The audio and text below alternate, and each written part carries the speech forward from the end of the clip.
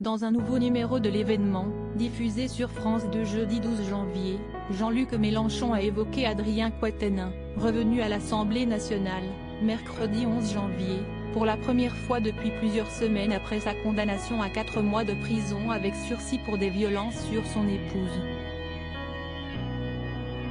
Le fondateur de LFI avait alors estimé que son collègue avait longuement et beaucoup été puni. Des propos contre lesquels s'est insurgée Aurore Berger au micro de RTL ce dimanche 15 janvier, la seule qui a été punie c'est l'ex-épouse d'Adrien Quatennens, qui a été frappée.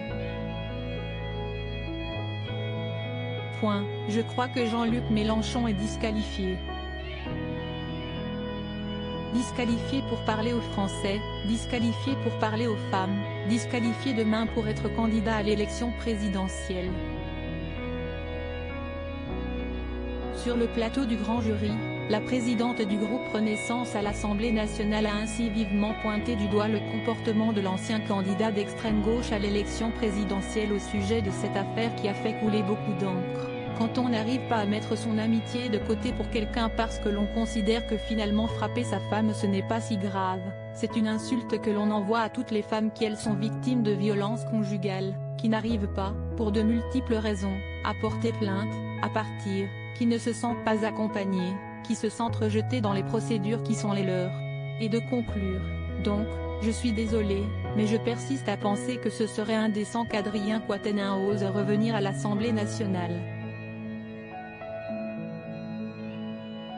Nous ne le laisserons pas passer et nous avons déposé une proposition de loi pour faire en sorte que ceux qui seraient condamnés pour violence conjugale ou intrafamiliale aient une peine complémentaire d'inéligibilité supérieure à Annie Dupéret, Princesse Erika, Blanche Gardin.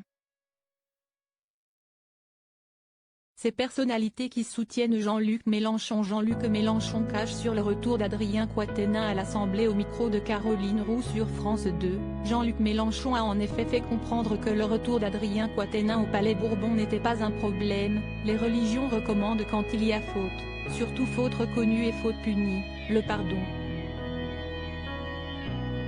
Les Républicains disent qu'une sanction, lorsque la peine est purgée, permet aux condamnés de se réhabiliter. Il a cependant souligné qu'il sera certainement compliqué pour l'ancien coordinateur de la France insoumise de reprendre sa place dans l'hémicycle. Il faudra qu'il regagne ses galons, ça c'est clair, il le sait. Article écrit en collaboration avec 6 médias Crédit Photo, capture d'écran RTL.